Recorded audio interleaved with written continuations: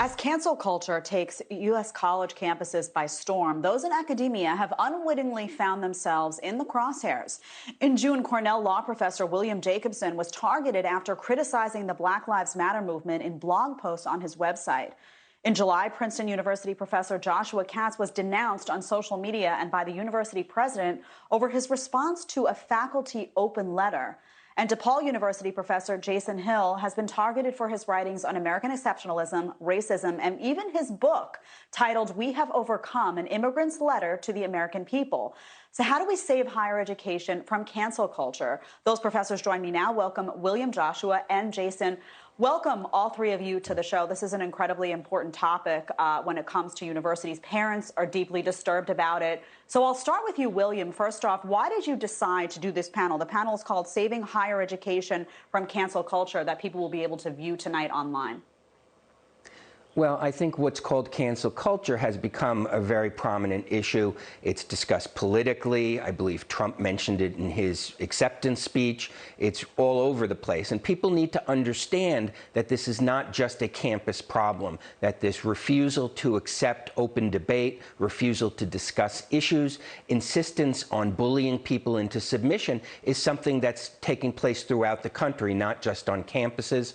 When I went public with my situation, I received hundreds and hundreds of emails from people around the country who said they're afraid to say anything at work. They're afraid to say anything on social media because they fear losing their job. So what has happened and started on campuses with this suppression of free debate has now moved into the greater culture. And so I felt it was really important to bring people together who could talk about what they've went through and some of the strategies they use to push back against it. So, Joshua, one of the things that I think people don't realize is the extensive pushback that individuals like yourselves get internally from within a campus, from within administration. So tell us what happened. You wrote this letter, a Declaration of Independence by a Princeton professor. What happened to you on your day-to-day life at school after writing this?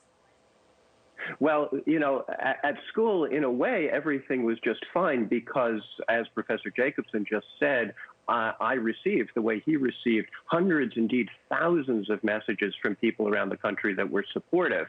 So there was this tremendous split between what I was getting and continue to get from the outside world and what I received and am continuing to receive locally.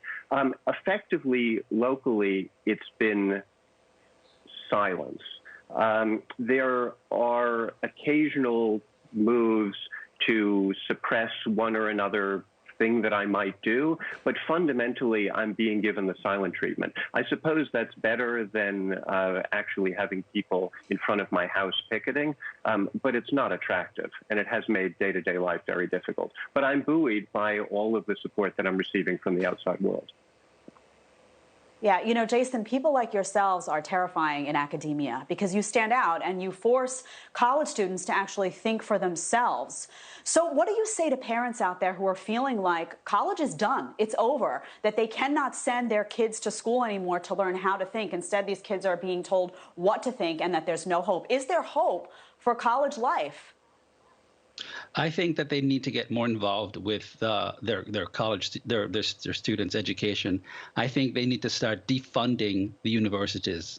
They need to stop trusting the administrative bodies who are complicitous in the malarkey that's going on campus. I think they need to start leading campaigns, writing to their senators and their congressmen. I have lobbied on Capitol Hill about this, to enlist the help of the federal government in defunding our universities, which have become national security threats because they're no longer bastions of learning.